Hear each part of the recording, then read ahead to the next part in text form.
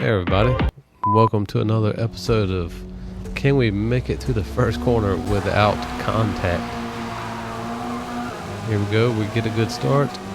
Everybody's pretty much side by side, and I give a little space on the outside, and yeah, it's the pushing that never ends. I'm thinking I'm alright. Just need to shake it off, make up some time. Then I realize I'm slapped with a 4-second penalty. I just can't believe it. I'm seeing red now, and all I want to do is drive up to the front and show this guy what I'm all about. As I get the car going in the right direction now, all I can think about is how am I going to get up to this guy and what am I going to do?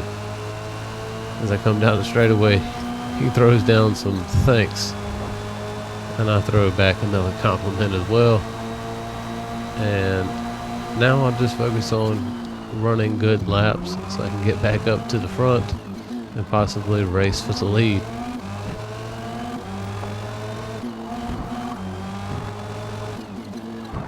And as you can see to the right, he has thrown out a few more compliments. I'm not sure why he's feeling that way, but we get back up to the field as we track them down. As you looked right there, we got someone smoked out.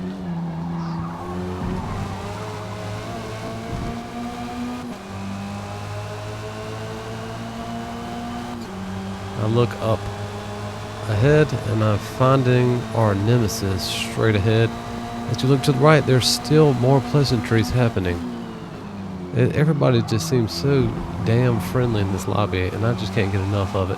Everybody's just giving each other just verbal hugs. And as I see my nemesis in sight, he got molly-whopped right into the kitty litter in an expert move as he came right out in front of us.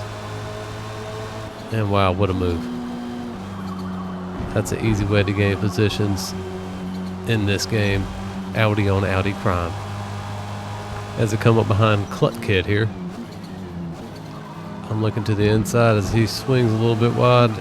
He looks like he concedes for now the spot. And as I come up behind this Xbox generated gamer tag, Frothy Parrot here, I get in the draft and I'm watching, and he gives me the inside, so I outbrake him into this corner and try to hold the inside line pretty tight so I don't get the crossover move done to me. But as I pull out, I realize that he's going to stay on the outside, and it will make the final few turns here that much easier.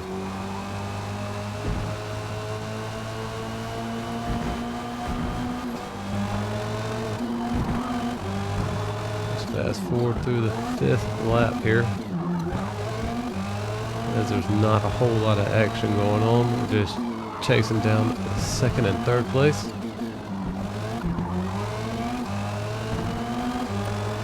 And I swear, the entire race, there was pleasantries happening on the right side chat box for the whole race. As we approach the end of the 6th lap, 2nd and 3rd took the pits. As I stay out and try to split my medium tires 7 laps each, which I think is the best method on this track, maybe. I did come in with some pretty worn out tires, but nevertheless make it out in pretty much the same position with the same guys I was racing with earlier. This group ahead here have not pit yet. They are on some smoked out tires. As you can see, they all swing incredibly wide. I carry an insane amount of speed compared to them and decide to engage in a bump draft, shake and bake And it does not end well for this guy as his tires just can't hold the corner. I feel a little bit bad about it, but as you'll see later, I don't feel that bad about it anymore, as you'll see at the end of the video. Coming up to the 9th lap, we pretty much just ride out the rest of the race and finish in the 2nd spot, but with the penalty we fall back to 3rd. And here's the quick replay of Real Shaky. Come to find out, Real Shaky was not the guy at fault here. It was the orange Audi. And we'll kind of break down why I think the penalty was addressed to me and Real Shaky. As he got into me there, I think Real Shaky stayed on the gas too long, which gave him his penalty. And right here, the tap on the back of this Audi and him going off track right here is what gave me the penalty.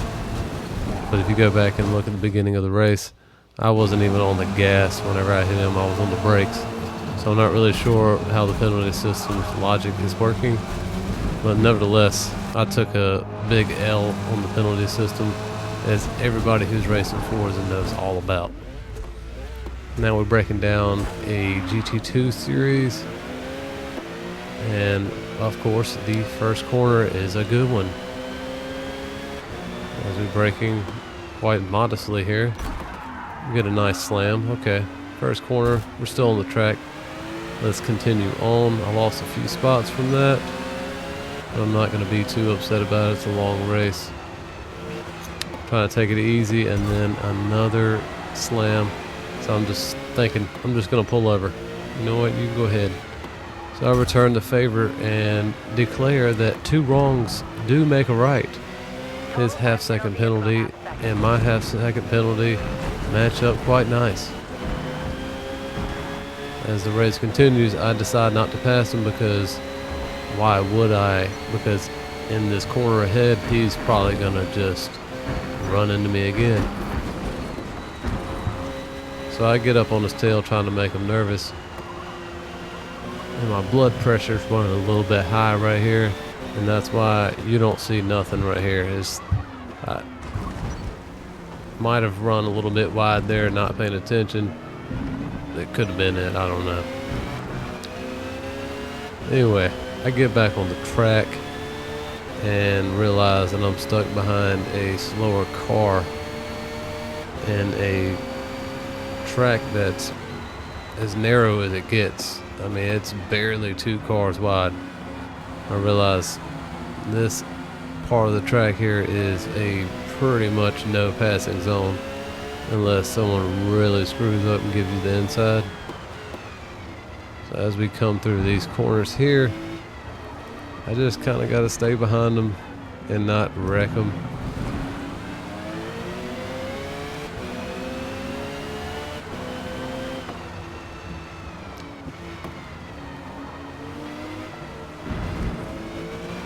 And here I give him a little bit of space, because there's no need to push him too hard right here. I want to give him some space to where he can actually run a good lap and I can stay relevant to the first front runners. But I will say that corner he took a little on the slow side.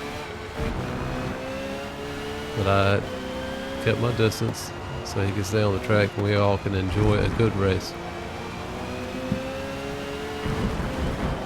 At the end of the day, I want to have a good race, and I want everybody else to have a good race, because the more people that enjoy the game, the more people that we have racing with us, and we don't have these small lobbies like this.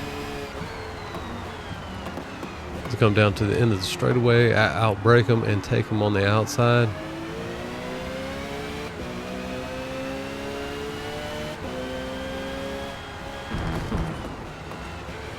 As I regain my composure here, I'm making some good turns and exits, and wouldn't you guess, the name is Slimy, and we're back on them in the same spot as the first lap.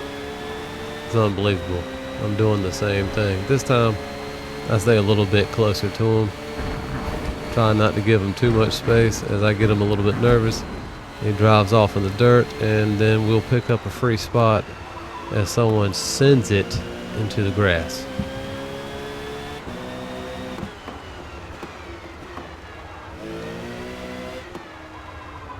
As we come out of this corner, I get a way better run than Slimy does, but then I forget to upshift. As I track him down the straightaway, I am just watching the back of him and don't even check my braking points and just drive straight off in epic fashion. Take a peek back to see how far back he is. Not relevant at that point. As the race continues into the 4th lap, he's off in the dirt up here. Karma, and misses the pits. And guess what happens? He decides to just quit. And that's pretty much where the race ends for me. I take home 2nd. My car's got insane amounts of understeer because I'm a tuning god. But here is a little blooper of mine of showing the expertise of my driving skills. After I see someone turn sideways in the pits, I drop in for some little spoon action, and as quick as I enter, he's out, leaving me bruised and battered. And that'll pretty much do it for this one. Appreciate you guys watching, and I'll see you next time.